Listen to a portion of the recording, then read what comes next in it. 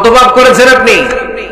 বনি ইসরায়েলের এক সিরিয়াল কিলার ছিল, সহিহ বুখারীতে এসেছে, সে এত হত্যা করেছে, হত্যা করতে করতে করতে 99 জন মানুষকে সে সিরিয়ালি মার্ডার করে ফেলেছে।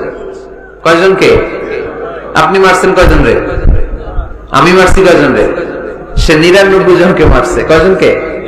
99 জনকে মারার পরে তার অন্তরে ভয়, হায় রে 99 জনকে আমি শেষ করে দিলাম, না জানি আমার নসিবে কি আছে, না জানি আল্লাহ আমারে কি শাস্তি দেয়। ভয়ে এক রাহেবের কাছে গেল, খ্রিস্টান পাদ্রী, খ্রিস্টানদের আল্লাহর ওলি, যে বলে, ও আল্লাহর ওলি, আমার তো বড্ড ভয় হয়, আমি অপরাধ করেছি। কি অপরাধ?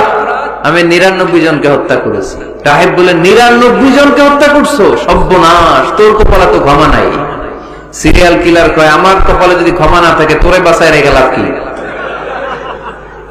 আমি যেহেতু শেষ, তোরেও শেষ করে মরে, ওরেও মেরে ফেলছে। এবার সেঞ্চুরি, এবার সেঞ্চুরি করে আবার ভয়, হায় রে 100 জনের মারলাম, না জানি আমার নসিবে কি আছে। খুঁজতে লাগলো কোনো ভালো আলেম আছে কিনা। আলেমের কাছে গেছে, যে বলে, আলেম 100 হত্যা করেছে আমি, 100 খুনের আসামি, আমার নসিবে কি ক্ষমা আছে? আলেম বলে, তুমি কি গুনাহ করছো মিয়া? তোমার গুনাহ যত বড় হোক, তোমার অন্যায় যত বড় হোক, তোমার পাপ যত বিশাল হোক, আমার আল্লাহর দয়া ভালোবাসা তার চাইতেও বিশাল।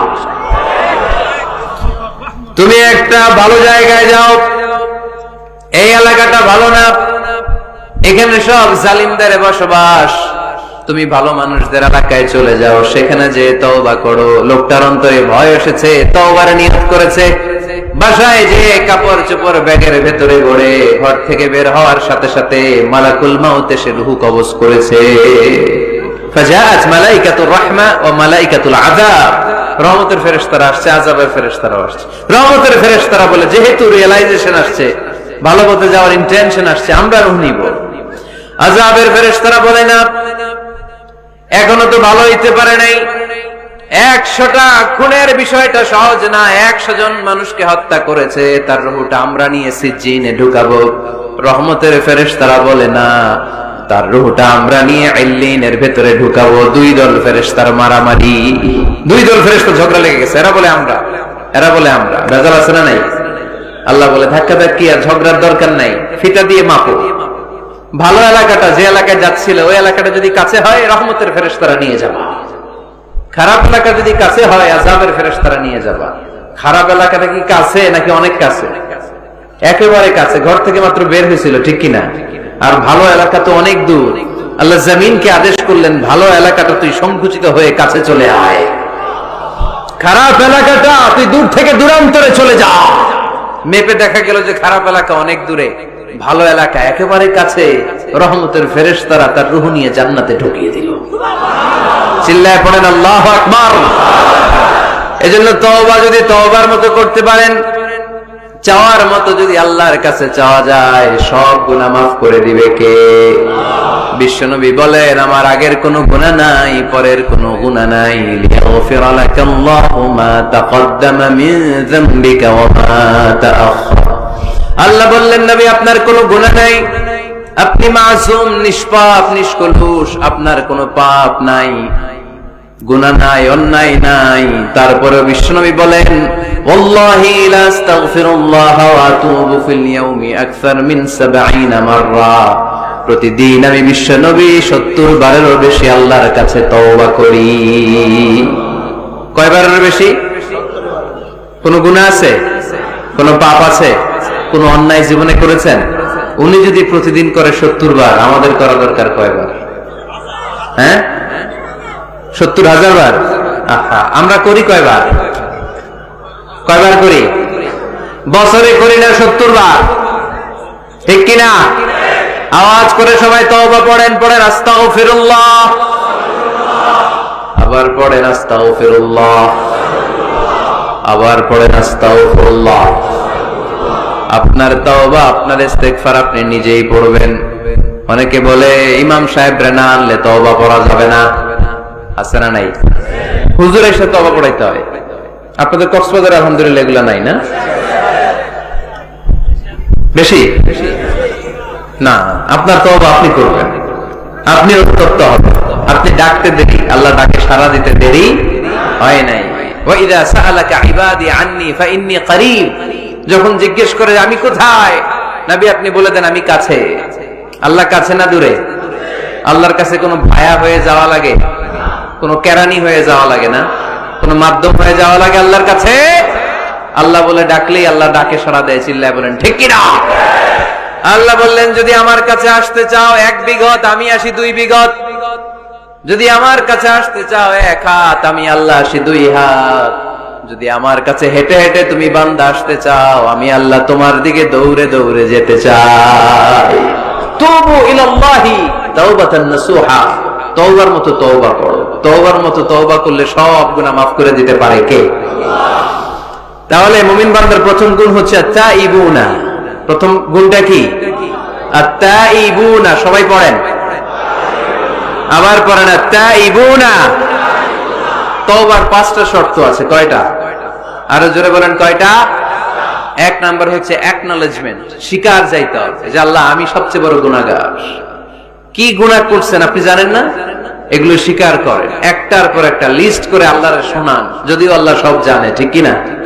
আপনি বলেন আল্লাহ আমি এই পাপ করেছি, আল্লাহ আকাশের নিচে জমিনের উপরে আমার চাইতে বড় গুনাহগার আর কেউ নাই, এমন কোন পাপ নাই যেটা আমি করি নাই। আল্লাহ আমি ছাড়া তোমার গোলামের অভাব নাই, কিন্তু তুমি ছাড়া আর একটা রবও আমার নাই, ঠিক কি না? এভাবে আল্লাহরে বলেন। অ্যাকনলেজমেন্ট, স্বীকারোক্তি, আল ইকরার, স্বীকার জান যে আপনি গুনাহগার, আপনার চাইতে বড় গুনাহগার এই তল্লাটে দ্বিতীয়টা নাই। 2 নাম্বার হলো রিপেন্টেন্স, অনুতপ্ত হন, চোখের পানি ছাড়েন, মাফ করে দিবে কে? সাইয়েদনা আদম আলাইহিস সালাম ভুল করলেন, ক্ষমা চাওয়ার সময় এই 2টা কাজ তিনি আগে করলেন। প্রথমে তিনি স্বীকার গেলেন তিনি ভুল করেছেন, তারপরে তিনি অনুতপ্ত হলেন। আমরাও যদি ভুল করি কেমন করে আল্লাহর কাছে ক্ষমা চাইতে হয় সেই দোয়াটা আমাদের জন্য রেখে গেলেন। পড়েন রব্বানা যালামনা আনফুসানা ওয়া ইল্লাম তাগফির লানা ওয়া তারহামনা লানাকুনান্না মিনাল খাসিরিন। ও আমাদের রব, জুলুম করেছি নফসের উপর, তুমি যদি মাফ না করে দাও আমরা ক্ষতিগ্রস্তদের অন্তর্ভুক্ত হয়ে যাব, আমরা খাসিরিনদের ভেতর শামিল হয়ে যাব, ঠিক কি না? তাহলে প্রথমে গেল অ্যাকনলেজমেন্ট, স্বীকারোক্তি, স্বীকার করবেন। ওযু করে জায়নামাজটা বিছিয়ে দিয়ে স্বীকার করেন যে আল্লাহ আমার চেয়ে বড় পাপী কেউ নাই, চোখের পানি ছেড়ে অনুতপ্ত হন। 3 নম্বরে স্টপ। 3 নম্বরে কি? সবাই বলেন স্টপ মানে কি? থামেন, আন না, অনেক একবার এবার একটু থামেন। যেই পাপটা করেছিলেন ওটা থামায় দেন। নাকি ঘুষ খাইতেছেন, সকালে ঘুষ খেয়ে বিকালে মাফ চাবেন, বিকালে ঘুষ খেয়ে আবার রাতে মাফ চেয়ে নিন। এটা আল্লাহর সাথে গেম খেলা হয়ে যায়, ঠিক কিনা? আল্লাহর সাথে গেম খেলা যাবে? আল্লাহর সাথে কৌশল করা যায়? সব কৌশলীর বড় কৌশলী কে? কেউ যেটা পারে না, পারে কে? স্টপ, থামেন। To stop what you have committed from sins, যে পাপ আপনি করেছেন এটা থামায় দেন, আর এটা করা যাবে না। 4 নাম্বার শর্ত হলো টু হেট, ঘৃণা করতে হবে। যে পাপটা করে ফেলছিলেন এটা মনে প্রাণে ঘৃণা করতে হবে, মন থেকে এটার ব্যাপারে একটা ঘৃণা জন্মাতে হবে। 5 নাম্বারে two commit, to determine you never repeat this sin again. আল্লাহর এই ওয়াদা দিবেন, এই কমিটমেন্ট দিবেন যে আল্লাহ পারতপক্ষে আমার জীবনে এই পাপ, এই অন্যায় আমি জীবনে করব না। চিল্লায় বলেন ঠিক কি না?